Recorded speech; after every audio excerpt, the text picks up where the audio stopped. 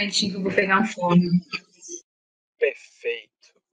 Bom, boa noite, gente. Agora oficialmente nosso papo no nosso talk desse mês.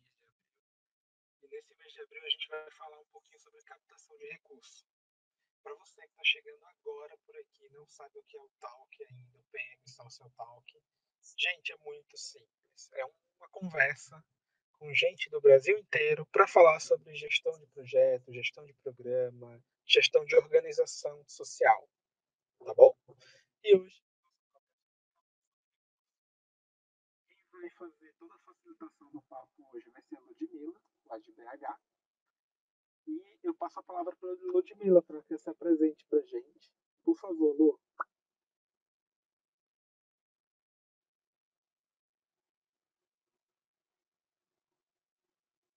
Alô, seu microfone está desligado.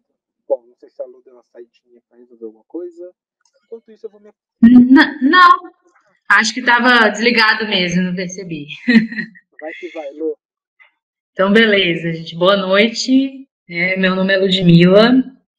É prazer, estar com vocês aqui para essa conversa. Eu sou uma pessoa muito animada, entusiasmada com todos os temas voltados para gestão de projetos sociais. Minha profissão primeira, eu atuei muito como assistente social até chegar para atuar na gestão, e eu curto muito, e atualmente atuo na coordenação de projetos numa organização aqui em Belo Horizonte, que atua com empreendedorismo, para pessoas em situação de vulnerabilidade social. Então, a gente atende principais vilas e favelas aqui de Belo Horizonte. Então, é isso. Prazer. E acho que seria interessante todo mundo, que está aqui se apresentar, para a gente começar essa conversa. Bom demais. Bom, eu acabei passando a bola para a Lu, mas eu não me apresentei. Eu sou o César Ricardo, sou gestor de projeto social. Eu moro aqui em Aracaju. Atuo na área de projeto social há 8 anos. 7, 8 anos. Escrevi um livro na área sobre gerenciamento de projeto social. E, bom, é isso.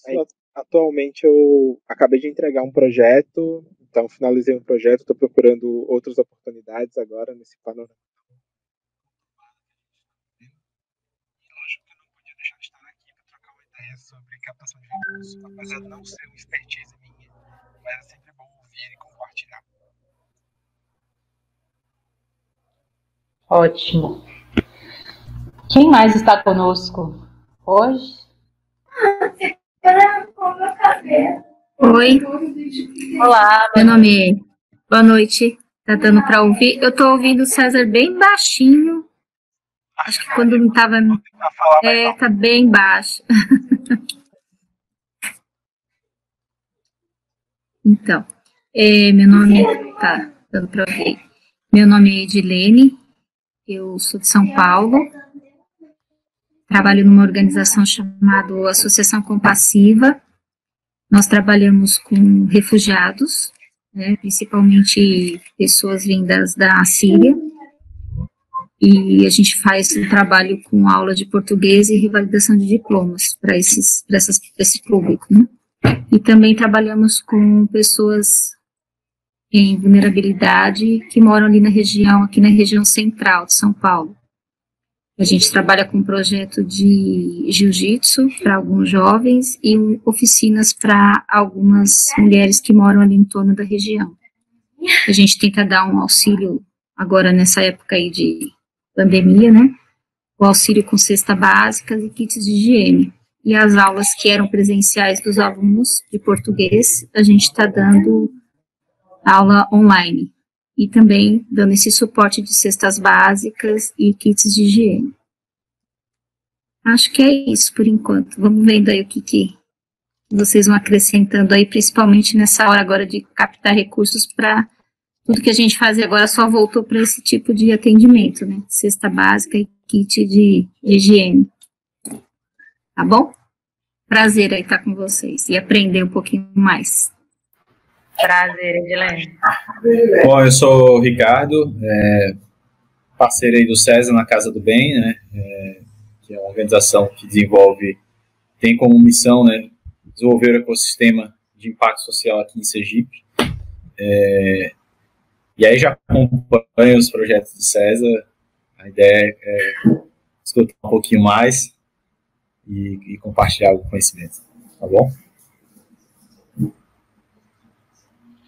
Prazer, Cássio, seja bem-vindo.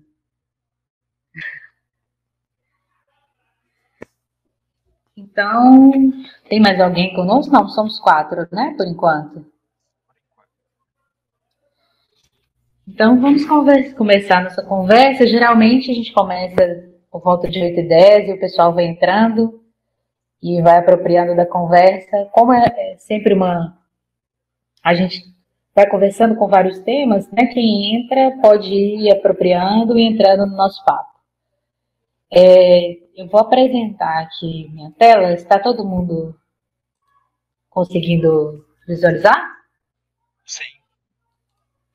Estou sim. Ótimo. Então, vamos lá. Sejam bem-vindos e bem-vindas no PM Social Talk.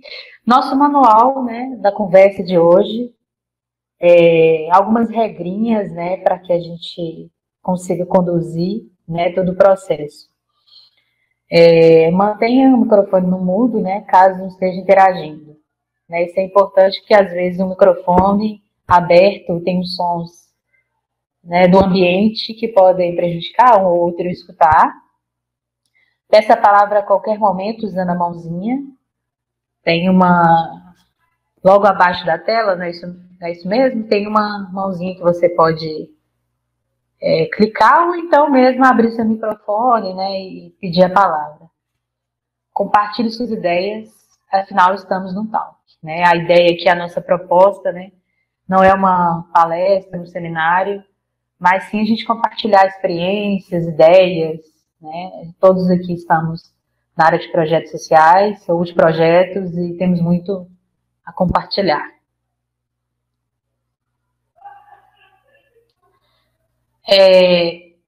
Nossos tópicos norteadores, né? Principais fontes de captação de recursos no terceiro setor. Agora, esses 2 próximos slides, né, que a gente vai apresentar, são algumas palavras, algumas frases que podem nortear nossa conversa. Né? A gente entende que tem uma captação na esfera pública, captação na esfera privada, rede mantenedora voluntária, financiamento coletivo ou crowdfunding, né? Que são algumas das possibilidades, né, de captação que existem e que a gente, do terceiro setor, né, podemos explorar. Aí, Lu, eu vou puxar a palavra, espero que todo mundo esteja me ouvindo. Eu levantei um pouquinho a voz, para que todos me ouçam. Eu que trouxe essa primeira parte, essa introdução que a Lu acabou de compartilhar. E, bom, na minha vivência no terceiro setor, em projetos sociais, eu consigo enxergar essas 4 principais fontes de captação de recursos. Pode existir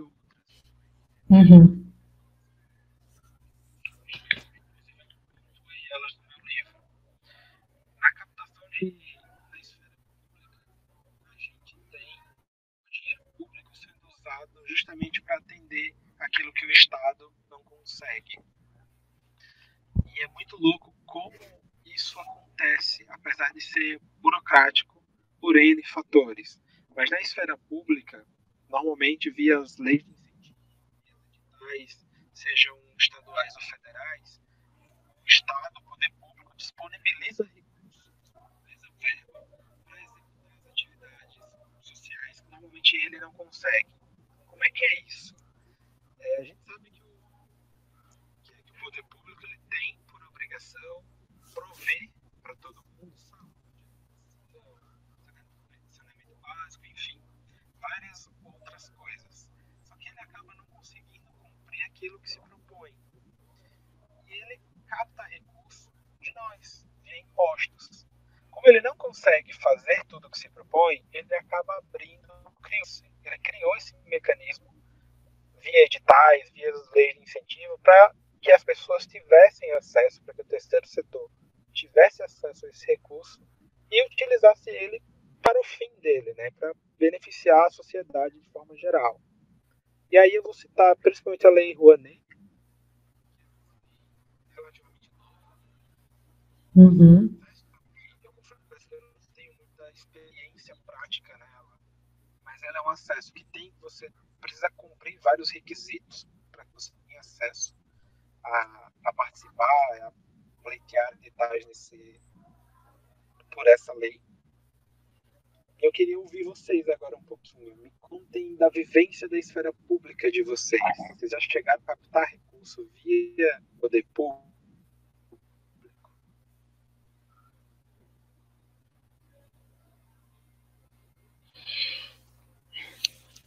Eu posso falar algum de vocês?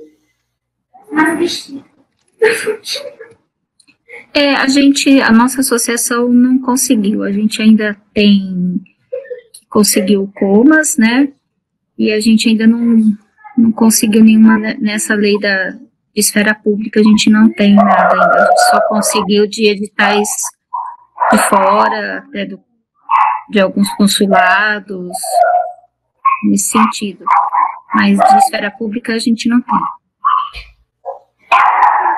Entendi. Gente, desculpa aqui, deixa eu...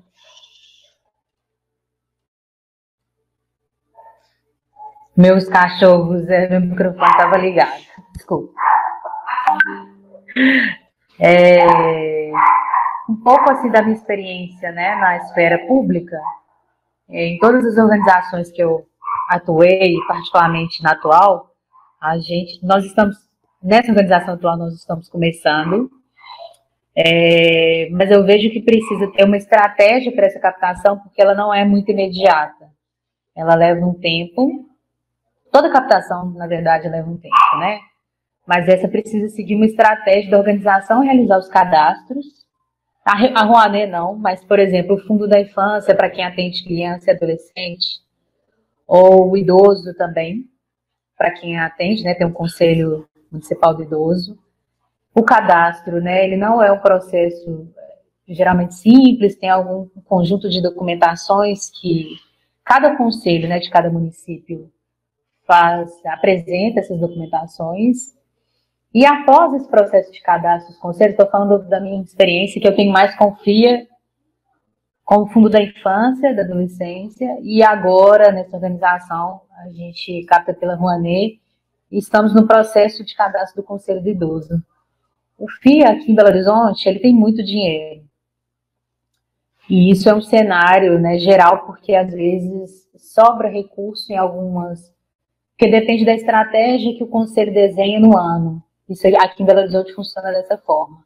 O Conselho Municipal ele desenha, então, por exemplo, esse ano ele vai atender, né, o atendimento à criança de zero não, mas vai atender crianças, fortalecimento de vínculos ou atividades recreativas, e às vezes as organizações não apresentam os projetos de acordo com a estratégia do Conselho.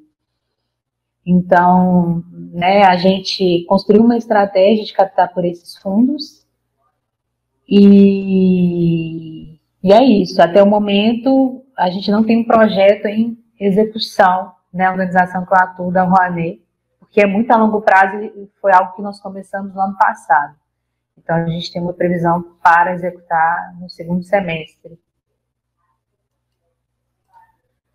Eu só queria acrescentar, assim, eu não tenho experiência em captação de esfera pública, mas acho que também tem as organizações que têm pesquisadores, elas também conseguem captação a nível de CNPq, as fundações, né, de pesquisa também conseguem captar. A gente tem um exemplo de uma organização aqui em Sergipe, que é a IPTI, que é formada por pesquisadores. Eles trabalham numa comunidade específica e a captação deles é muito forte em cima do CNPq, né, usando a questão dos pesquisadores terem doutorado, né, e ter essa especificidade, precisa de uma série de critérios diferentes, né, para conseguir captar. Interessante. Perfeito. nessa esfera pública, gente, apesar de existir o dinheiro, como a Lu comentou, existe fundo, existe recurso para ser usado. O acesso a ele muitas vezes é dificultado pela falta de informação e às vezes até transparência dos órgãos competentes que têm esse recurso. Por exemplo, aqui em Aracaju, aqui em Sergipe, a gente tem também não é ministério que chama, as secretarias municipais, que elas têm recursos para realizar as atividades, mas muitas vezes não é muito claro como se tem o acesso a esse recurso. E como a Lu comentou, apesar de eu também não ter experiência nessa área de captação pública, uma estratégia tem que ser muito bem desenhada para que você não corra o risco de chegar em alguém no poder público com uma intenção não muito boa e eles usarem a sua organização simplesmente para repassar um recurso, às vezes um recurso que talvez não seja legítimo, que tenha algum, sei lá, algum rabo preso, como a gente diz aqui em Aracaju, e acabe descredenciando sua organização, todo o processo que foi criado, a história da organização cai por terra por uma situação assim. Aqui em Aracaju a gente teve uma investigação alguns anos atrás de algumas organizações que estavam envolvidas em esquemas muito malucos de recebimento de recursos ilegais. E eram organizações relativamente grandes aqui no estado. Então, ter esse cuidado é muito importante. Tem que pesar muito.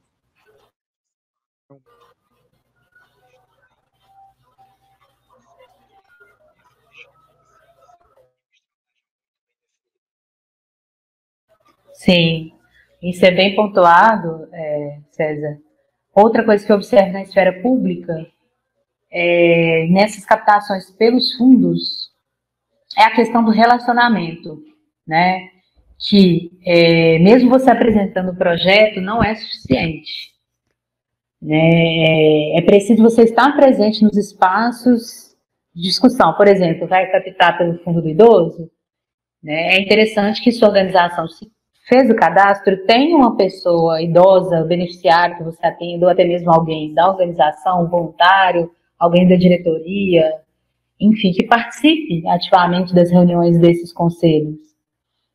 Porque o seu projeto ele pode ser aprovado, mas ele demanda de passar pela plenária para ter uma aprovação. São várias etapas burocráticas que esse projeto passa dentro desses fundos, que se você tiver uma influência e uma presença, a tendência é maior de você conseguir uma aprovação mais rápida. Infelizmente, né, no Brasil, a gente tem essa realidade ainda dessa influência, e isso faz muita diferença. Pelo que eu percebi da minha experiência, né, ao longo assim dessa... Eu não tenho tanta experiência, deixa eu tô falando assim, né, mas eu não sou uma profissional de captação. Isso é pelo que eu já observei, eu sou uma pessoa muito curiosa e converso muito e nos espaços, né, onde eu atuo. Isso é algo que eu percebi e tenho percebido agora na minha realidade.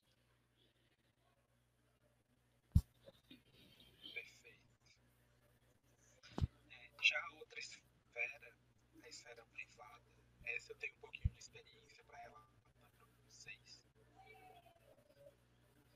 Na esfera privada, a gente basicamente tem dois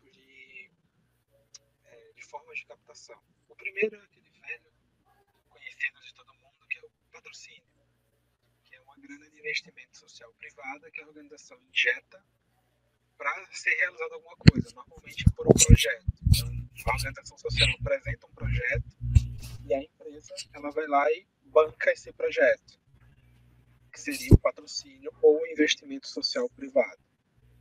A segunda forma seria da organização injetar recurso via imposto de renda, via incentivo fiscal. Eu confesso que eu não tenho enganchei. Eu confesso que eu não tenho experiência com incentivo fiscal. Mas os amigos que conheço que tiveram a oportunidade de trabalhar com incentivo fiscal, eles disseram que exige da organização vários documentos, várias certidões para que seja cadastrada na Receita Federal e sua organização passa a ser elegível a receber esse recurso de incentivo fiscal. E claro, não é uma grana de incentivo fiscal, ela é monitorada pelo Ministério Público do seu estado, do seu município. Então, eles vão fazer auditorias frequentes nas contas para ver se está tudo certinho. É aí que eu tenho conhecimento sobre incentivo fiscal das organizações, no imposto de renda, principalmente. E o patrocínio, que é o mais comum, e esse eu tenho um pouquinho de experiência, é que tem uma amiga aqui que trabalhou bastante tempo comigo, ela disse que é um namoro que, se der tudo certo, vira um casamento, esse casamento pode perdurar durante um bom tempo. A gente monta um projeto, monta uma ideia, apresenta para uma organização, seja ela qual for, né, uma empresa normalmente, e a empresa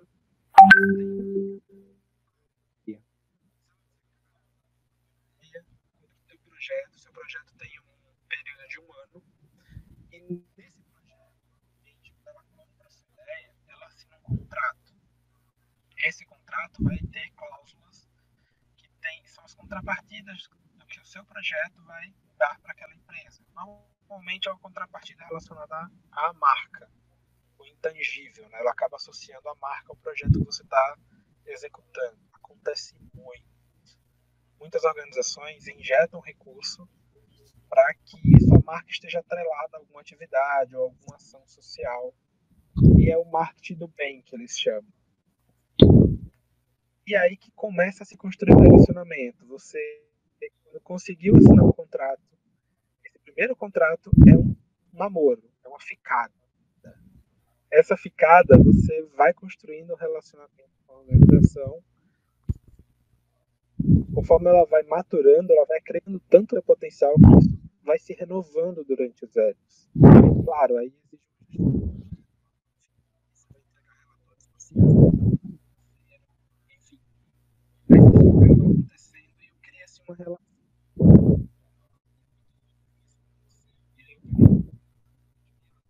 Essa relação é importante muitas vezes da organização com uma pessoa. Por exemplo, nos contratos que eu tive a oportunidade de firmar com os parceiros, eu não via a organização como um todo. Claro, eu via a organização, mas eu focava nas pessoas que estavam lá dentro, que iriam me ajudar a captar aquele recurso. Seja um gestor de relações institucionais, seja uma pessoa do marketing que está envolvida muitas vezes. A organização tem dinheiro no marketing para injetar nesse tipo de projetos sociais. Essas pessoas têm que ter um fim, chamar elas para as atividades, dar envios, dar mensagens, enfim, criar uma relação de amizade com essas pessoas, porque são elas que vão estar de olho no seu projeto. Demais, gente.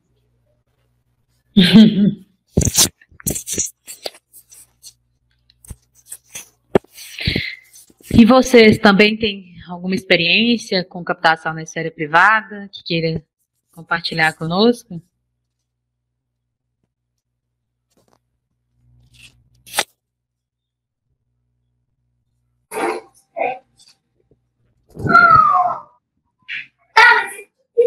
Nossa organização também não tem nessa área privada, não.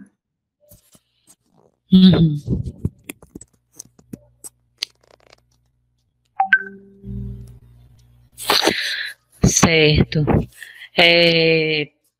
Então, nesse setor privado, na parte de incentivo do imposto de renda para a pessoa física e jurídica, é interessante, né, que cada organização, porque isso, apesar de a legislação ser a mesma, tem a Receita Federal que regula, mas também no próprio município a gente precisa verificar as regras, né? Porque, por exemplo, existem aqui, por exemplo, em BH, em Minas, né, muitas empresas que direcionam imposto de renda, né, da empresa, não pessoa física, para os fundos, né? Então, por exemplo, o Conselho Municipal do Criança e do Adolescente, eles direcionam para lá. O conselho é o responsável por gerenciar esse dinheiro, mas não adianta nada você, né, conseguir aprovar o seu projeto sem ter uma empresa que vai aportar o valor investido do imposto de renda dela no seu projeto. Então, acontece que muitas vezes você fez uma captação via esfera pública, mas é um dinheiro de incentivo privado, que aí entra na esfera privada. Então, você também precisa ter um relacionamento com essas empresas e, de certa forma, convencê-las de que o seu projeto merece ter um investimento. Aqui acontece dessa forma, né? Porque a empresa ela pode optar no conselho da criança e do adolescente, né? Do idoso eu ainda não posso relatar nenhuma experiência. Então a empresa precisa escolher o seu projeto, né? Aqui em BH é muito, BH não, em algumas organizações que eu conheço é muito comum a própria organização social realizar uma campanha, né, de vendas mesmo, ter uma frente de marketing que lhe entra em contato com essa empresa, apresenta a organização, né, informa o impacto, informa as ações realizadas. Geralmente esse contato é feito dentro das grandes empresas, né, nos setores de sustentabilidade, responsabilidade social, porque são essas figuras, né, que são responsáveis por esse braço, né, social. Uma estratégia, né, que eu já usei, que conheço algumas pessoas que usam, é acionar essas pessoas pelo LinkedIn, né, por exemplo, tenho meu projeto aprovado no Fundo da Infância, quero conseguir o aporte, né, eu entro no LinkedIn e faço um contato, né, com essa pessoa da responsabilidade social, via LinkedIn, tento agendar uma reunião, apresento o meu projeto e convenço ela a aportar o valor no meu projeto. Então é mais ou menos é um processo de vendas que precisa ser desenhado dentro da própria organização, sabe? Porque ele precisa ser contínuo. A gente não pode simplesmente abandonar, fazer uma vez só e deixar. Eu conheço esse tipo de captação via esfera pública e privada, porque eles acabam juntando. A organização que eu atuo tem uma frente também nessa captação privada, que é através de venda de serviços. Como a gente é uma organização que a gente oferta serviços na ponta, né, para os beneficiários, mas a gente também é uma organização muito técnica, né? Nós temos hoje atualmente na organização pessoas com mestrado, especialistas, então a gente vende serviços, né, consultorias para uma determinada empresa que quer, né, conhecer, por exemplo, sobre empreendedorismo, ou precisa contratar esse tipo de serviço para a empresa. A gente construiu vários tipos de pacotes de serviço para vender. Mesmo não tem nada que impeça a legislação de você vender serviços, desde que, é claro, né, não tenha lucro. Então, você reveste esse valor para as ações da própria organização. Então, são essas duas experiências que eu tenho.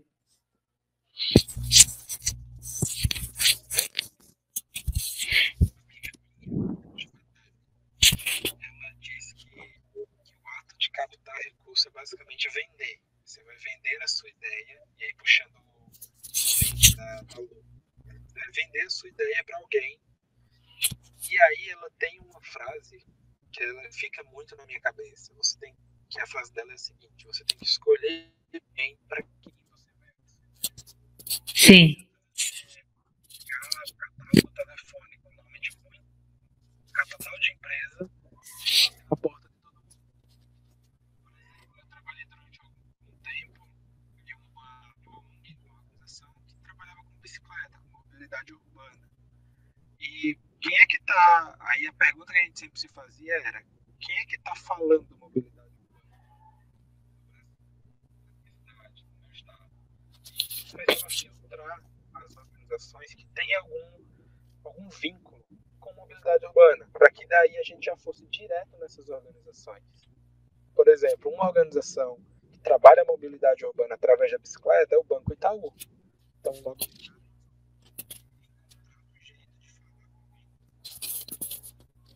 Sim. A Uber começou a trabalhar a mobilidade urbana, agora com os patinetes em São Paulo, enfim. Vamos achar alguém da Uber para falar, porque talvez seja a pessoa certa para vender. Então, fazer esse filtro é muito importante. Saber para quem você quer vender a sua ideia. Concordo, César.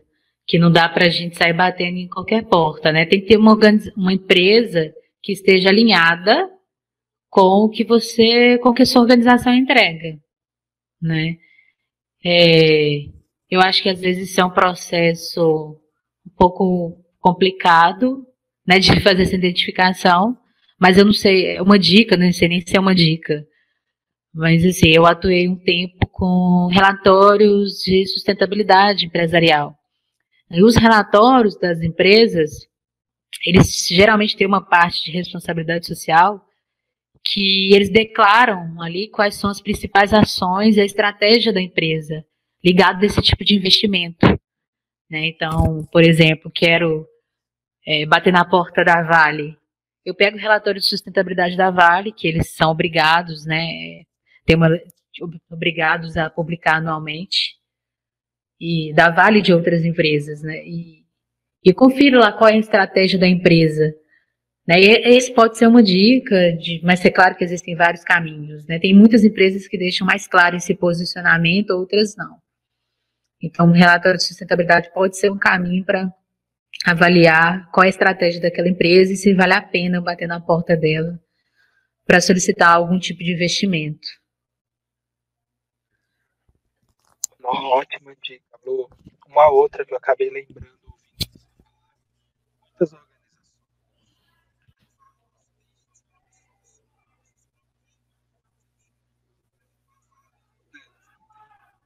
organização dedicada à via filantrópica. O Itaú também tem o Itaú Social, o Brasil, enfim. Várias organizações de grande porte têm suas próprias fundações, suas próprias instituições. Sim. Quando você vai pesquisando um pouquinho sobre, você vai ver que cada instituto desse, cada fundação dessa, trabalha com algum nicho. Por exemplo, o Itaú Social ele trabalha muito com leitura, com criança. Então, projetos que têm afinidade com educação vão ser bem-vindos lá. Por exemplo, o Instituto Ayrton Senna trabalha com educação focada. Então, projetos que atuam com educação têm um vínculo forte com o Instituto. Então, esse tipo de filtro vale muito a pena de ser feito. Verdade, César. Eu gostaria de deixar as outras pessoas falarem um pouquinho, mas também só queria complementar isso que você disse, que esse é um cenário que eu tenho observado, assim, outras pessoas, que é um pouco complicado e até ameaçador para organizações sociais como as nossas, porque essas grandes empresas, elas estão deliberadamente construindo essas fundações ou institutos e o braço social daquela empresa, né? E eles estão fazendo investimento somente nesses institutos deles. O Itaú Social, que eu conheço, é um dos únicos não. Ele não faz, ele faz investimento em outras organizações, mas grandes empresas têm feito essa estratégia. Ela pega o imposto de renda dela e transfere, né, via os conselhos para o próprio instituto dele, assim, né? Então, é um cenário aqui que tem acontecido aqui em Minas Gerais, que a gente tem observado, que, infelizmente, né, ameaça uma dispersão desse investimento para outras organizações, uma capilaridade, e tem se tornado um grande marketing, sabe, assim, para essas próprias empresas, né? Um dinheiro que ela mesma usa, ela transfere para o próprio instituto da empresa dela e ela se beneficia com esse próprio dinheiro. Eu já vi até algumas iniciativas, né, de acionar o Ministério Público para uma investigação com esse processo, mas não é super legal, elas podem fazer isso, não tem nenhum problema, mas a gente enxerga num cenário a longo prazo um pouco complicado para as organizações, né?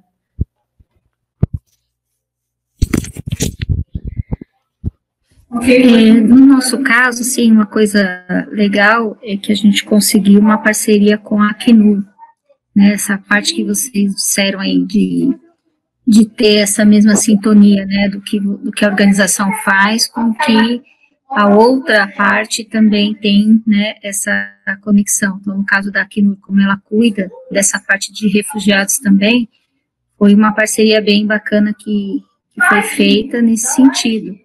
Então, toda a parte que a gente conseguiu do edital, já fazem uns 3 anos que a gente consegue todo ano renovar essa parceria, eles fazem toda a parte de investimento para aquisição, por exemplo, revalidação de diplomas dos refugiados, né? Então, essas pessoas que vêm para cá e têm esses diplomas sem ser reconhecidos, eles são todos bancados sem nenhum custo. A nossa organização entra na universidade, então tudo é nessa área da educação, né?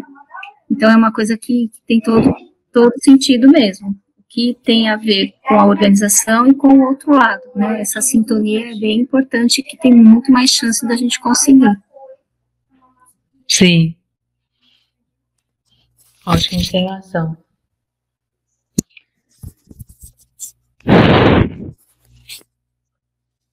Eu não sei se o Ricardo vai poder.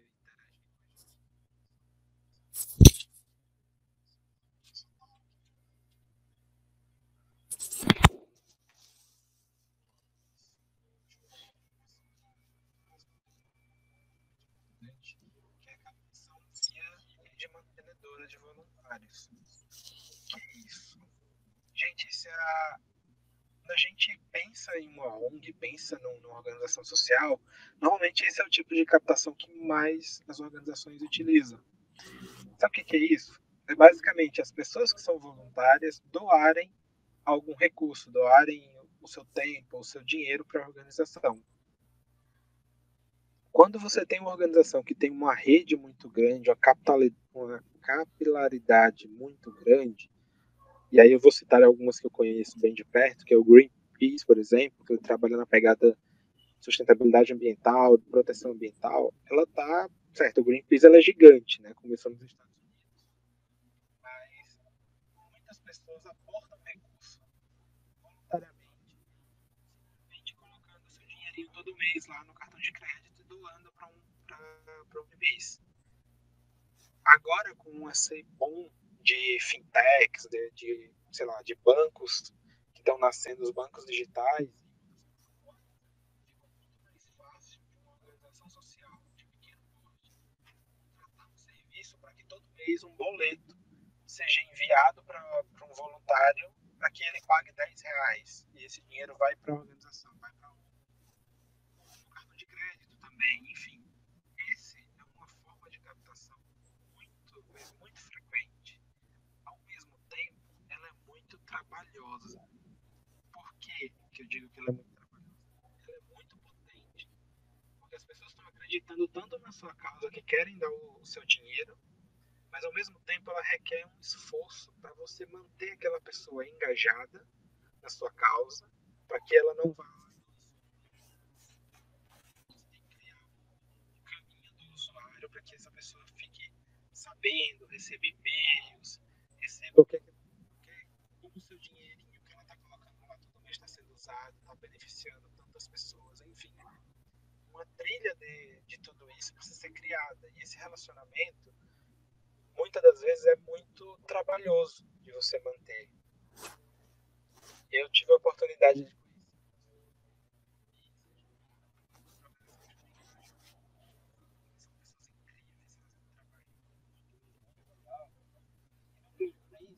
uma amiga minha disse, olha, consegui que a pessoa assine no cartão de crédito uma vez por um ano, não é difícil. Agora com essa quarentena louca, todo mundo tá em casa. Uma causa vai lá e taca no cartão de crédito e todo mês vai ser debitado lá.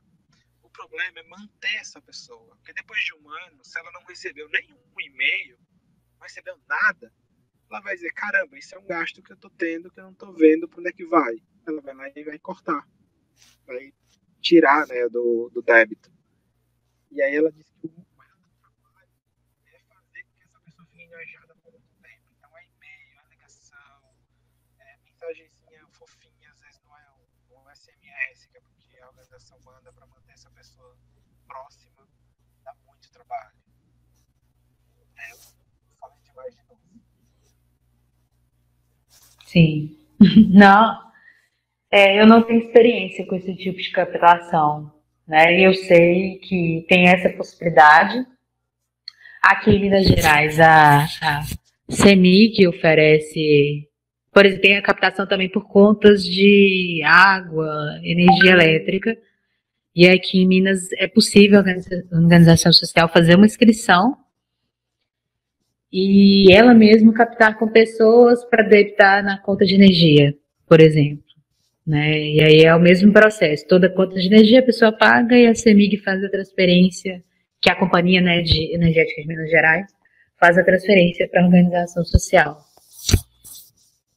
Mas, pelo que eu conheço também, é algo bem difícil de gerenciar. Você tem que ficar atrás, né, das pessoas, às vezes 5, 10 reais. Então, você tem que ter também uma grande quantidade de pessoas engajadas com essa contribuição. E ela pode deixar de pagar. Numa primeira crise, é a primeira coisa que ela vai deixar, né, assim. Então, é isso.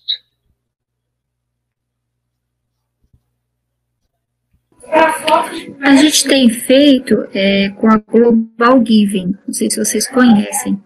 É uma plataforma que recebe doações, né, do mundo todo.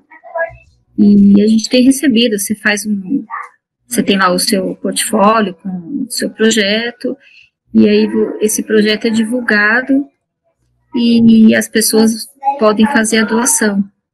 E depois isso vem para o Brasil, né, vem para uma conta, e você vai gerenciando, você faz uma meta para atingir e tal, e essas pessoas podem continuar doando. Não sei se vocês conhecem, mas é interessante também. Não conheço. Qual é o nome dessa plataforma? É Global Giving. Global Giving. Interessante. Dá uma olhadinha, é bem bacana, é internacional, né, mas ela aceita de qualquer país. Então tem vários e vários projetos, e você se cadastra, e você tem os outros projetos como exemplo, né, para você até se basear para fazer a sua proposta, você preenche tipo um blogzinho lá para você ficar informando as suas ações, você coloca fotos, é bem, bem bacana. E você faz as metas, né, para atingir, por exemplo, uma arrecadação de 20 mil reais para compra de material de escola, para algum tipo de projeto, e aí você tem eles vão te disseminando, né, vão distribuindo para os contatos deles, e aí você tem a oportunidade de receber a doação, é bem bacana também. Nossa, e a vantagem é que é em dólar, né? Ah, nossa. A fase tá boa, né? Essa plataforma. Essa é bacana. Tem uma outra que eu já tive a oportunidade de usar, que chama O Pólen. Eu não sei se vocês já ouviram falar. Deixa eu compartilhar. Não. Eu tô com ela aberta aqui. Tá. Aqui, vocês devem estar vendo minha tela, né? Sim. Ó, ela é uma plataforma bem interessante também. A marca não era essa, ficou até mais bonitinha. Basicamente, você se cadastra a sua organização. Bom, eu não sei se já mudaram, tá, o sistema, mas funcionava assim. Você cadastra a sua organização e aí vocês vão ter uma extensão aqui no seu computador. Eu, pessoa física, eu vou baixar um aplicativozinho aqui na extensão do meu computador. E aí, quando eu for fazer qualquer compra online, por exemplo, eu comprar uma passagem aérea, aí a abelhinha fica aqui do meu ladinho, ela vai perguntar se naquela compra eu quero doar uma parte da compra para alguma organização. Mas o legal disso tudo, não sou eu que estou doando, é uma parte da compra que eu já ia fazer, aí alguns centavos daquela compra a companhia aérea manda para o Pólen e o Pólen manda para a minha organização. Não é eu que vou lá e coloco, não, minha compra custou 100 reais, eu vou colocar mais 10 para a organização. Não, não é assim. Se minha compra é 100, desses 100 a companhia aérea vai tirar, sei lá, 10, 15 centavos e vai mandar para minha organização. Eu achei bem legal na época, eu testei ela durante algum tempo, eu lembro que eu consegui receber, eu peguei uma rede pequena, baixar e usar, a galera gostou. Só que aí depois eu não consegui mais continuar usando. Mas eu sei que eles deram muito certo, eles ganharam vários prêmios, ó. Ficou muito legal.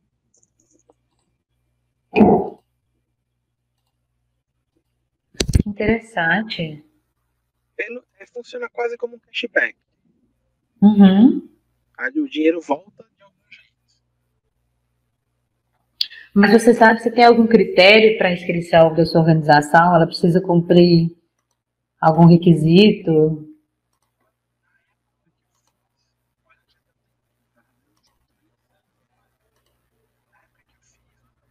Que eles pediam era que você apresentasse o CNPJ da organização, se tivesse tudo bonitinho. E agora eles pediam uma certidão negativa de alguma coisa. Não lembro bem. Meia hora o cadastro já estava habilitado. Que ótimo. Isso é interessante que vocês estão trazendo dessas plataformas, né? Porque essa possibilidade de diversificar recurso, ela é o mais importante, né, para uma organização social, né? Pensa bem, a gente tem, se você tivesse uma empresa, você não teria só um cliente. A gente não pode ter só uma fundo de captação. Mesmo que não seja abundante, por exemplo, dessa plataforma, já é um valor que você pode direcionar, dependendo do nível que você conseguir, né? Assim. E tem outras também, né? Tem essa Pollen, eu já ouvi falar daquela AMI,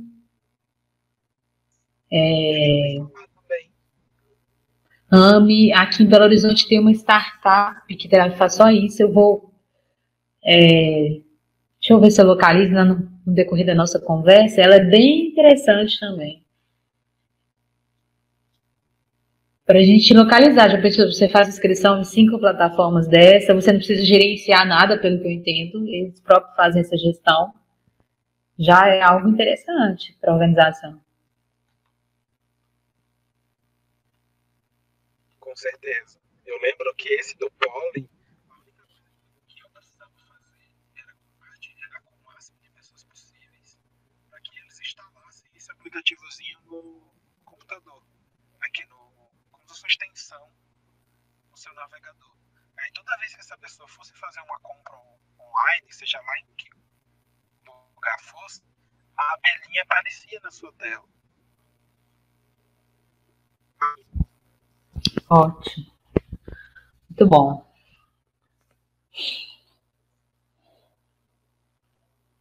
Bom, gente, nosso mapa norteador, o último tópico de captação de recursos é um que, caramba, acho que toda organização social e todo mundo já deve ter ouvido falar, que é o financiamento coletivo ou crowdfunding. Ele chegou no Brasil chegando, assim, há uns 7 anos atrás ele chegou chegando, e tem montes e montes de plataformas que fazem o crowdfunding, cada uma com uma pegada diferente. Basicamente é uma forma de você captar recurso para realizar alguma atividade. Tem a captação.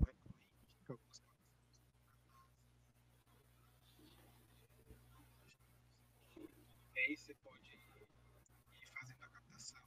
Mas, via de regra, normalmente é para executar alguma coisa. Por exemplo, um evento, um festival, as pessoas colocam um projeto lá e começam a divulgar para arrecadar a grana para fazer o festival. Normalmente as pessoas colocam brindes também.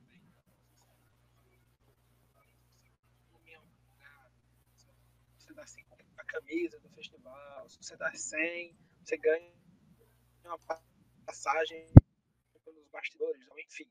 Uma loja de eu dou o recurso e tenho um brinde, uma contrapartida para isso. E algumas plataformas que ficam mais da minha cabeça é o Catarse, tem uma pegada de fazer um monte de projeto social. Tem vários projetos sociais, projetos de arte, cultura.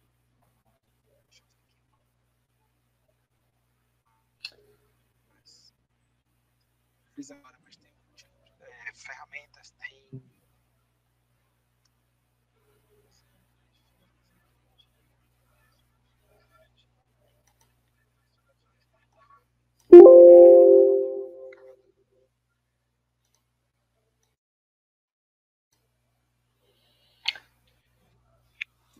É, eu não conheço, assim, nunca tive experiência com financiamento coletivo. Mas eu sei que é algo, quando a pessoa coloca um objetivo, que é isso que você trouxe, né, uma reforma de um espaço da minha organização, né, ela não serve para um tipo de captação, muitas vezes, contínua. Né, a não ser uma plataforma. Você conhece alguma plataforma de. Vocês conhecem de captação contínua? O próprio Catarse tem um de financiamento recorrente. Ah, Deve ter um ano e pouco que eles lançaram essa versão de captação recorrente. Eu já tive umas 2 experiências nesse financiamento coletivo. Estou compartilhando o link aqui do Benfeitoria e procurar aqui o link do Catarse. E deu super certo.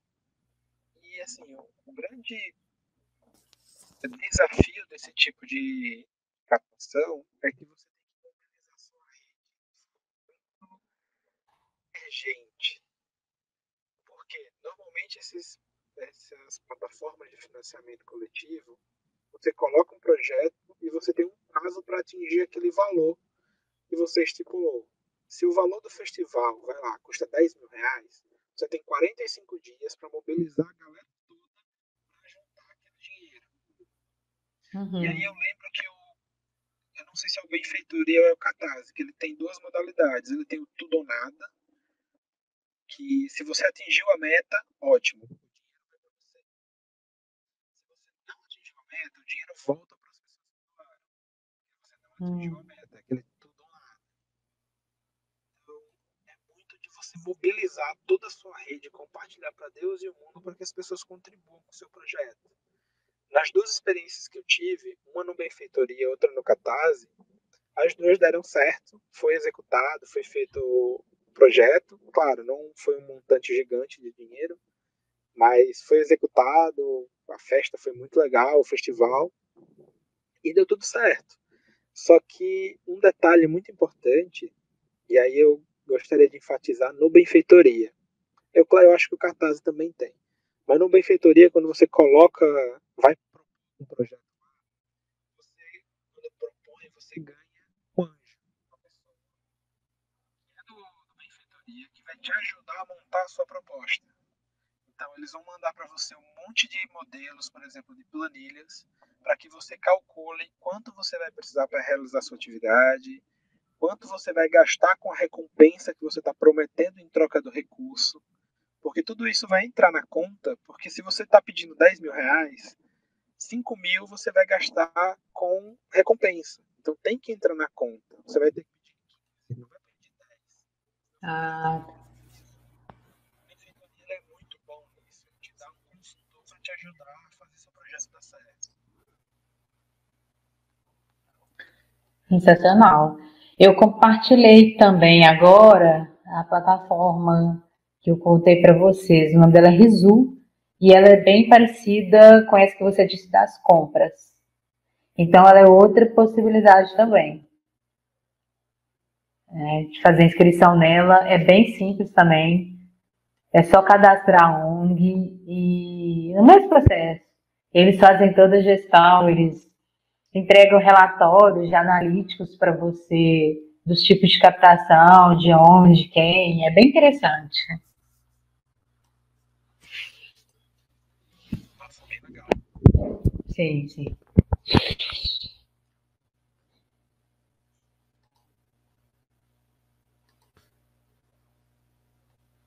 Muito bom, adorei as dicas. Deixa eu voltar aqui para a nossa apresentação. Nosso guia vai, porque a ideia é que a gente compartilhe, não é ser uma coisa muito chata, né, de monólogo. Bom, a gente passou por essas 4 principais. Aí desculpa, eu cortei alguém. Aí a gente tem algumas perguntas inquietantes sobre captação de recursos que eu gostaria que todo mundo participasse nesse momento. E aí eu passo a palavra para a Lu que ela que trouxe, a Ludmila trouxe todas essas perguntas, eu achei muito legal de a gente comentá-las por aqui. Ótimo. Vamos lá, eu trouxe essas perguntas porque elas também surgiram para mim nesse processo de investigação, né, sobre captação de recursos, um pouco da minha experiência. Então, a primeira é qual a relevância de um plano de captação para uma organização social.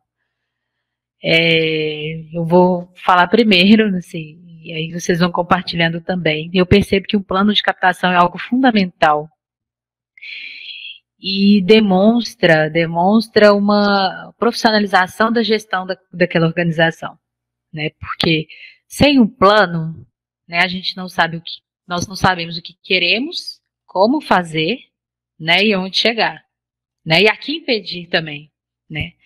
Então, o plano de captação, ele é um documento que instrumentaliza toda a estratégia daquela organização para os próximos 2 anos, 3, vai depender muito de que forma que aquela organização tem um posicionamento estratégico também. Mas esse plano, geralmente, né, é interessante que ele seja feito, né, envolvendo todas as pessoas da organização que são responsáveis pela captação ou não, porque todos podem compartilhar ideias e possibilidades. E esse plano, ele tem justamente isso, né? No próximo ano, qual que é a meta, né? No ano de 2020, qual é o valor que eu preciso mínimo para manter a minha organização? E quais serão as estratégias que eu vou mobilizar, tipos de captação, né? De que forma que eu vou organizar, né? Eu vou ter leis de incentivo, eu vou ter captação por iniciativa privada, eu vou abrir um financiamento coletivo, quais serão as ferramentas que eu vou utilizar para captar recurso. Então, é isso, um pouco dessa questão do plano de captação. Nossa, Lu, eu concordo por completo contigo. Essa, para mim, é a principal ponto de partida para qualquer coisa, não só para captação de recursos. Sentar e realmente pensar como a gente quer executar alguma coisa. E é muito louco como a gente está muito acostumado a gerenciar projetos. A própria construção do plano é um projeto dentro da sua organização.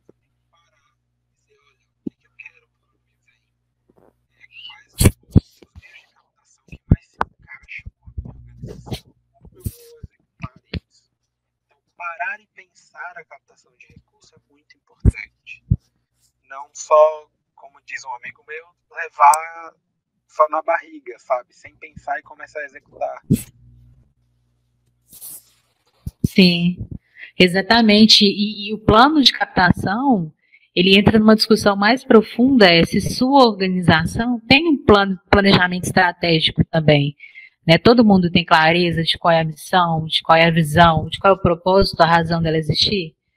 Né? Porque a partir desse planejamento, né, estratégico, de quais são as metas, quais são os indicadores, que é possível e mais simples construir também esse plano de captação. Eles andam juntos, sabe, assim, na minha visão. Né, são os dois que vão dizer, né, para onde que eu quero ir, quem vai pagar, como eu vou financiar para que eu chegue nesse objetivo, nesse propósito, né? Porque as organizações, elas não foram feitas, né, para ter um atendimento pontual e parar na próxima semana ou no próximo ano, né? Ela precisa ter continuidade. Então, um planejamento, ele é fundamental para esse processo.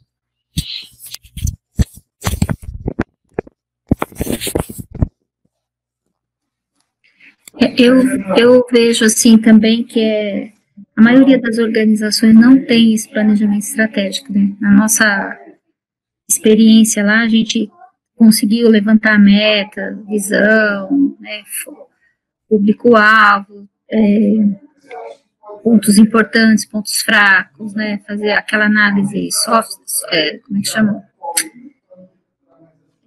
Que a gente chama apelida de fofa, né? Aquela análise, isso. que você analisa os pontos fracos, os pontos fortes, e a gente tem conseguido fazer isso, mas a gente percebe que, assim, é bem difícil, né? Às vezes a própria organização não tem nem a visão estabelecida, né? Não sabe nem o básico, né? Você entra em alguns sites de algumas organizações, você percebe que elas mesmo não se enxergam, né? Então, é isso que a Ludmila falou, tem muito sentido mesmo, porque se você não tem o próprio direcionamento, o planejamento da sua instituição, como que você vai fazer um mapeamento do que você vai coletar, o que você vai pedir de doação, para onde você vai solicitar essa doação, né, Ludmila? É bem complicado, né? Verdade. Isso que você trouxe, Edilene, entra na segunda questão, porque se a organização ela não tem a visão, a missão, como ela vai comunicar e demonstrar o impacto, né, das suas ações? Como ela vai demonstrar atraente para algum tipo de investimento? Se ela não está comunicando bem o que ela faz e o propósito, a razão dela existir, não faz sentido eu investir naquele lugar, naquela organização, no que ela está entregando, né? Ela está gerando valor para a sociedade, né? O que eu estou investindo para ela está entregando algo de qualidade, algo que está transformando e produzindo impacto na vida das pessoas? Sim, e essa questão do plano de captação, ele tem que ser um documento ou uma questão escrita para você entrar em contato, no caso, né, que até vocês colocaram aí, você ir numa empresa, apresentar a sua organização, a gente vai com esse plano de captação por escrito, ou isso é uma coisa interna da organização? Como que vocês veem isso? Eu vejo como algo interno, né? Pode ser um documento, pode ser... Eu gosto muito de documentar as coisas, mas pode ser regras que você discute com as pessoas da sua organização, né? Olha, no próximo ano vamos captar tanto, vamos adotar a seguinte estratégia, mas ela é de uso interno, ela é um planejamento mesmo. E pode ser algo muito simples, né? Não precisa ser nada mirabolante, uma ferramenta maravilhosa. É o momento de sentar, planejar, junto com as pessoas envolvidas na sua organização, qual vai ser aquele planejamento, né? Queremos captar quanto? Precisamos de 200 mil para manter a estrutura básica da nossa organização, mas a gente quer 300 mil para a gente conseguir executar XX projetos. E aí, a partir desse desenho, você monta quais são as suas ações, né? É algo interno, não é para levar para uma organização. Aí, nesse caso, que você está dizendo, geralmente a gente constrói um portfólio, né? Uma apresentação para levar, para conseguir negociar e apresentar a organização. Esse é meu ponto de vista. Pode ser que outras pessoas tenham outra visão também. Nossa, eu tenho um pensamento bem parecido com a Ludmila. O plano em si, ele é interno da organização. Por exemplo, quanto você vai precisar para se manter, a organização externa que você vai pedir o recurso, nem sempre ela vai querer saber isso. Às vezes ela só tem capacidade de aportar 50% do que você precisa. E ótimo, ela só pode ir até aí. Mas aí você precisa dos outros 50% que você tem que correr atrás de outra forma. Seja pedir a outra organização ou captar de um outro jeito. O que eu vejo muito é que quando a gente vai para alguma organização, normalmente a gente já vai sabendo quanto a gente vai pedir. Então, sei lá, estou precisando de 100 mil. Então eu já vou sabendo que eu preciso de 100 mil. E aí é que eu uso esse documento que a Ludmila chamou de portfólio. Algumas organizações chamam de relatórios, de balanço social, enfim, o nome pode ser diferente, mas basicamente é um documento que você vai apresentar a sua organização, apresentar o que você quer fazer, quanto vai custar e quais as contrapartidas que você vai dar para a organização se ela apoiar o seu projeto. Então, basicamente, essa é a estrutura desse documento. Sim.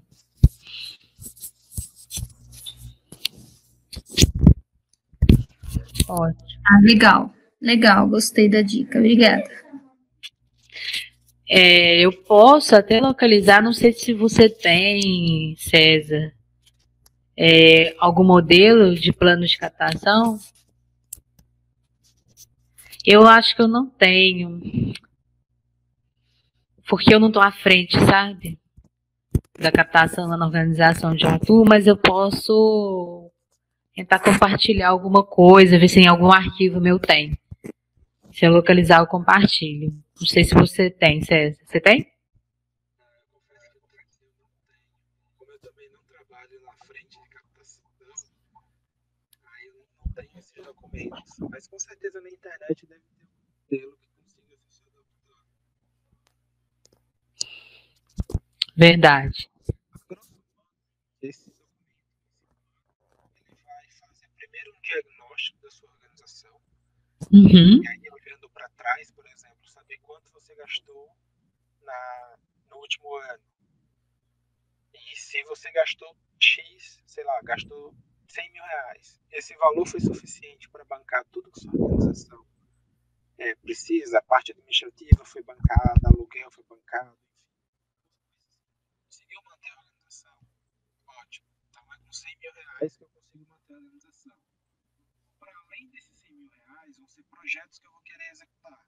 Então, se eu tenho meu portfólio com 5 atividades, com 5 grandes projetos, eu sei que 100 mil reais é o mínimo que eu preciso para manter. Tudo além disso vai ser o projeto que você vai ter que apresentar. Então, pelo menos o pouquinho que eu conheço do plano é isso: é você olhar para trás, ver quanto você precisa e a partir disso planejar o que você quer executar no ano seguinte. Uhum. Exatamente, o que você quer executar e quais serão as frentes de captação. Né? Por exemplo, lá na organização onde eu atuo, nós desenhamos que esse ano a gente vai concentrar dentro desse planejamento, né? Não sei de cabeça, mas eu vou chutar aqui. 70% de captação via fundos e 30% em iniciativa privada. Mas veja bem, a gente está fazendo para esse ano, para o ano que vem. O do ano passado foi feito para esse ano. Ela não é, tipo assim, eu não consigo fazer uma captação, uma estratégia de captação agora, necessariamente, assim, meu ponto de vista. Já consegui esse valor, né? Ela é a longo prazo. Então, ela exige, por isso que exige um planejamento, você tem que ter uma antecedência, né? Uma previsão com um tempo considerável para conseguir captar e obter esse valor que você precisa ou que você deseja. E considerar em qual porcentagem onde você vai investir nas frentes de captação. Perfeito, Lu. E é muito maluco como o nosso cenário atual, por conta da Covid-19, mexeu com o terceiro setor de uma forma gigante.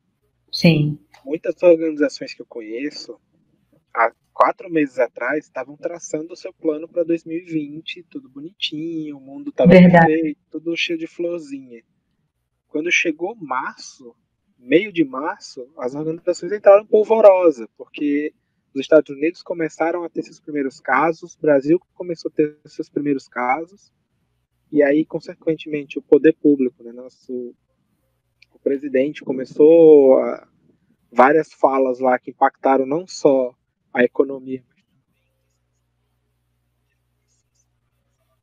construir campanhas.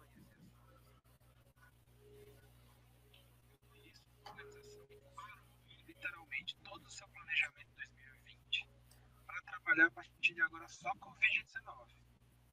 Sim. Um exercício gigante. E eu li ontem uma matéria, foi até que o Itaú ele vai doar não sei quantos milhões de reais, um investimento filantrópico da história brasileira, e o Itaú vai usar essa grana para Covid-19. E assim, isso com certeza foi um marco na filantropia brasileira. Eu não sei, eu aposto, vou ser bem otimista agora. Eu imagino que outras organizações vão começar a fazer o mesmo, e isso já tem acontecido. A Ambev, por exemplo, os próprios Santander, que é um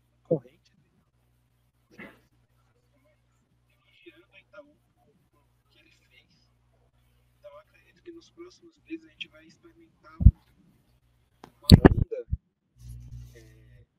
de filantropia direcionada ao Covid-19. E isso pode ser muito bom para as organizações que estão trabalhando, principalmente na área da saúde, na área de educação, que vai mexer muito com a área de educação a partir de agora. Enfim, estou agora pensando alto. Concordo contigo. Lá na organização de ator, a gente mudou completamente nosso cenário de captação e até mesmo das entregas, sabe? A gente está fazendo uma transição, porque é nosso tipo de serviço, nosso tipo de entrega permite, né? Nem todos permitem. Completamente via digital, e estamos vendendo isso agora, vendendo assim, né? Vendendo no sentido de captação para para que essas empresas que querem financiar.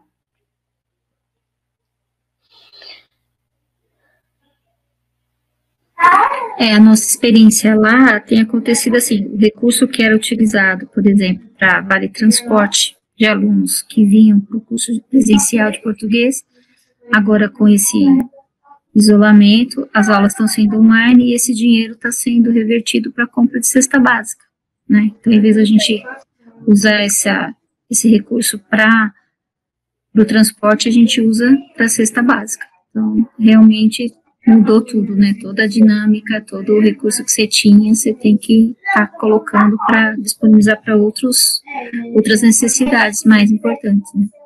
Verdade.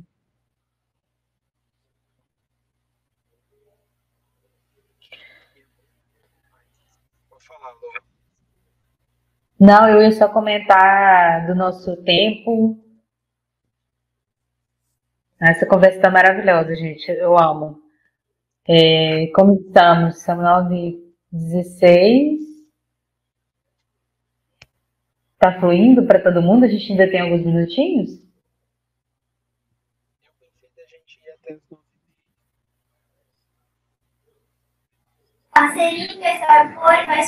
Pode ser, tá? Para mim tá bom, 9h30 tá bom. Para mim também. Para mim tá ótimo também. Vamos lá. Desculpa, César, te interrompi.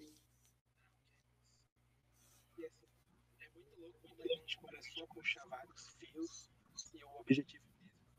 Ok, a gente começou a ela trouxe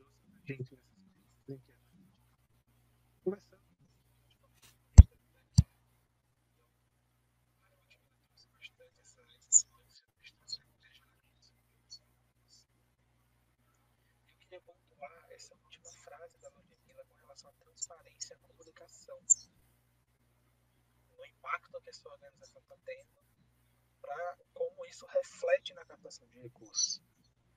Nesse ponto, eu gostaria de compartilhar uma experiência que muitas organizações elas fazem seu balanço social, normalmente no final do ano. Então, o ano acabou, normalmente em janeiro elas fazem um balanço todos os resultados e impactos que foram gerados e elas disponibilizam isso nos seus sites ou para os parceiros que apoiaram. Esse balanço social, esse relatório, esse grande relatório, mas é muito importante. Isso mostra o quanto sua organização está comprometida não só em realizar atividade, em realizar ação, mas também em mensurar como isso está gerando um resultado, está gerando um impacto propriamente dito. Você transforma tudo que você está fazendo em número, e são esses números que normalmente as pessoas que estão lá na ponta, que apoiam o projeto, que financiam o seu projeto, entendem. Um dono de uma empresa, eles entendem números. Olha, você está investindo, sei lá, R$50 todo mês e você está ajudando um aluno a ter material didático durante o ano todo. Então você consegue mensurar o quanto ele está ajudando, quanto esse aluno está progredindo na escola, enfim, com os indicadores e métricas que podem ser construídos. E é nesse relatório que você faz brilhar.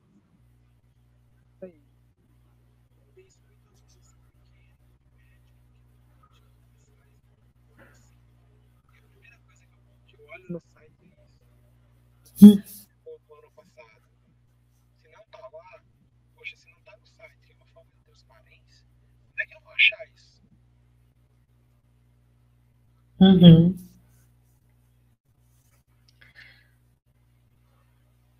Concordo, César. Ixi, vocês estão me ouvindo? Você tinha parado de falar ou que deu uma interferência? Ah, tá. Que deu uma interferência aqui. Concordo totalmente, César. Isto é o principal, e eu já troquei ideia, assim, com pessoas, inclusive uma pessoa que ia participar hoje não conseguiu.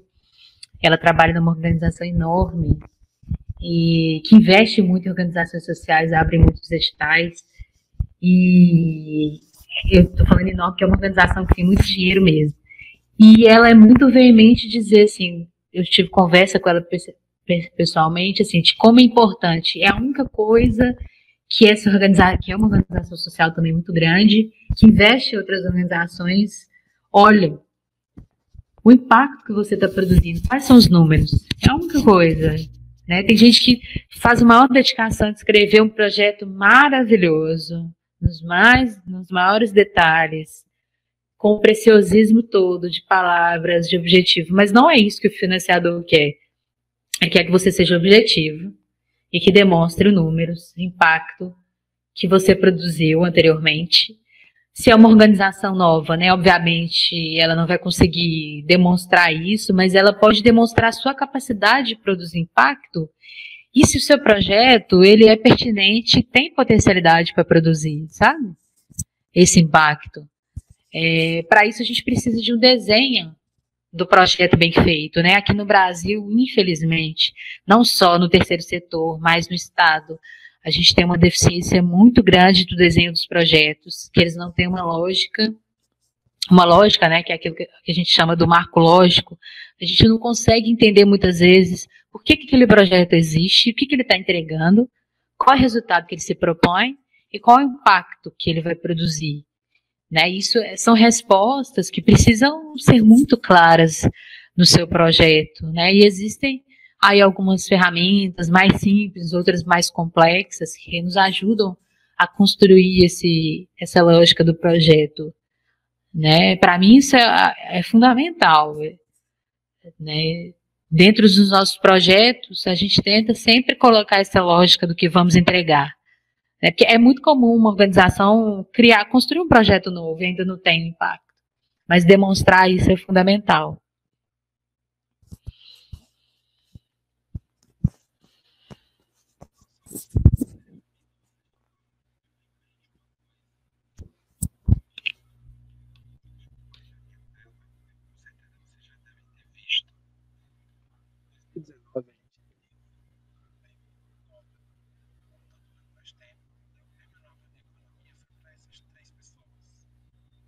Hum. Chegaram a ver essa matéria do Prêmio Nobel de Economia do ano passado? Não, do prêmio de economia não. Nossa, eu chego a ficar arrepiado quando eu vejo uma coisa assim. O Prêmio Nobel de Economia foi para esses três estatísticos. Eles são matemáticos e estatísticos da área mesmo de números. E eles fizeram basicamente uma pesquisa na Índia envolvendo indicadores de como os alunos se dão, né, qual é a produtividade. Eu não lembro agora exatamente, mas a pesquisa era a seguinte: eles pegaram três cidades, três vilarejos na Índia, e eles queriam saber o que motivava os alunos a ter um nível de aprendizagem maior. Aí eles pegaram, na primeira cidade, eles deram um material didático para os alunos, completo. Lá e deram comida, lentilha, lá eles comiam lentilha, então na escola eles comiam. E no terceiro, eles deram e aulas de reforço para esses professores durante todo o ano.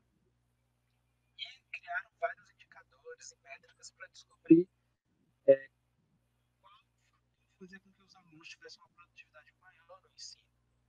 E eles descobriram que a lentilha, a comida, fazia com que os alunos tivessem uma produtividade maior. Não era o professor mais qualificado, não era ter um material didático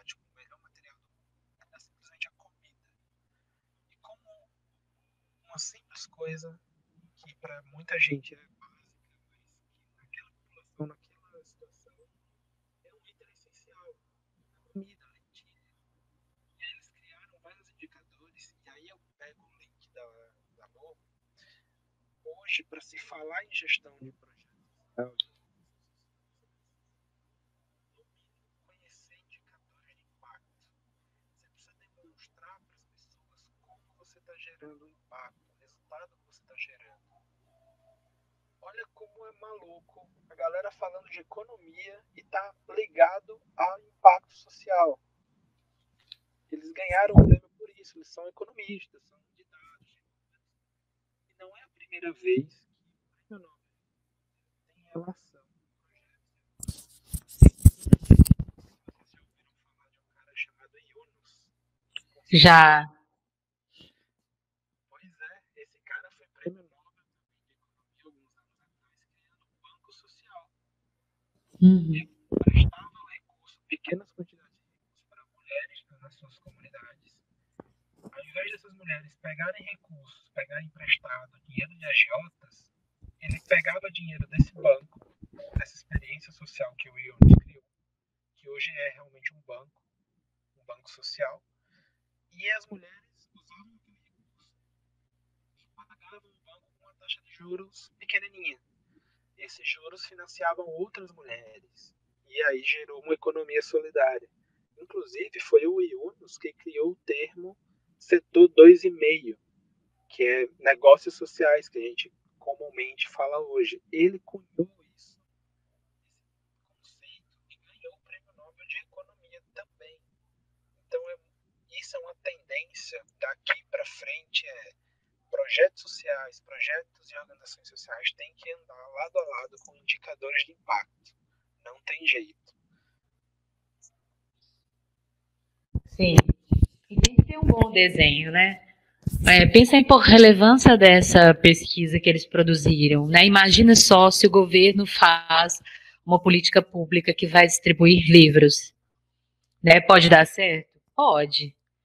Mas o fato, né, da lentilha produzir mais resultados indica o quê? Que o governo precisa investir numa merenda escolar, talvez mais reforçada, né, para que esses alunos melhorem a produtividade e tenham um impacto muito melhor com um recurso menor.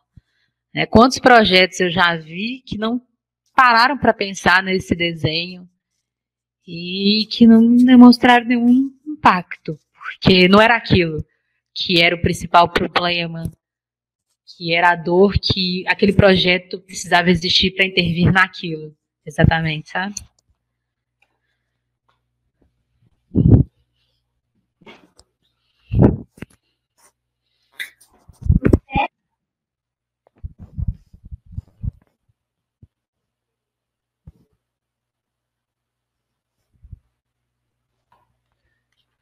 Bom, gente, são 9h30, 9h30, a gente cumpriu o horário certinho.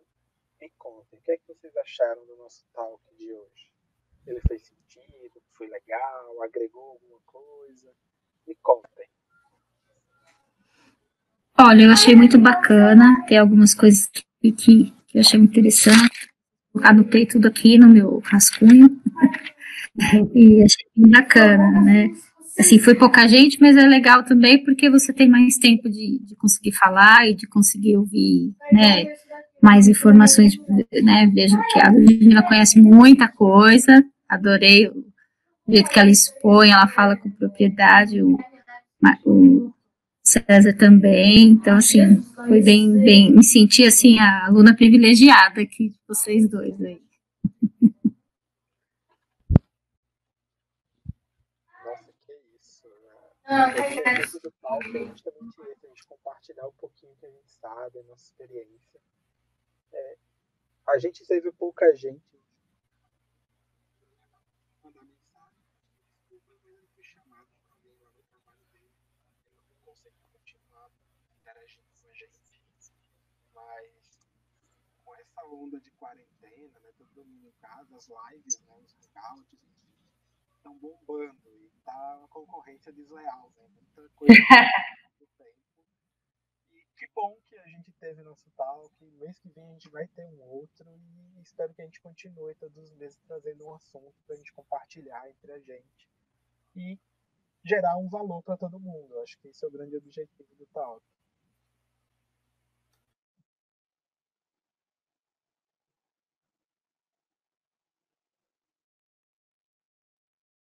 Eita, Lô, você tá com o microfone desligado. Gente, toda hora ele desliga. Desculpa. Muito obrigada. Foi incrível participar, ouvir de cada um de vocês as experiências. Agrega muito para mim, assim, que estou na ponta. Esse momento me faz refletir, assim, como é importante a gente sempre profissionalizar e a responsabilidade que é estar à frente de uma organização, de um projeto, o que for, né? E sempre procurar ferramentas, conhecimentos para a gente entregar mais valor e melhores resultados, né? Então, muito obrigada por vocês, pelo compartilhamento. E que venha o próximo, né? Que a gente possa participar. E é isso. Muito obrigada, Edilene. Foi um prazer conhecer. Eu já conheço essa organização.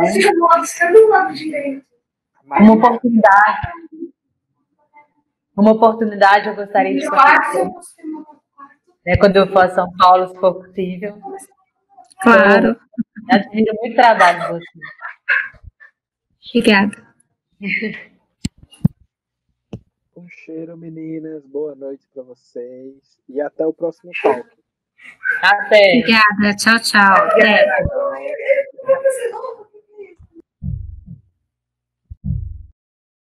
Tchau.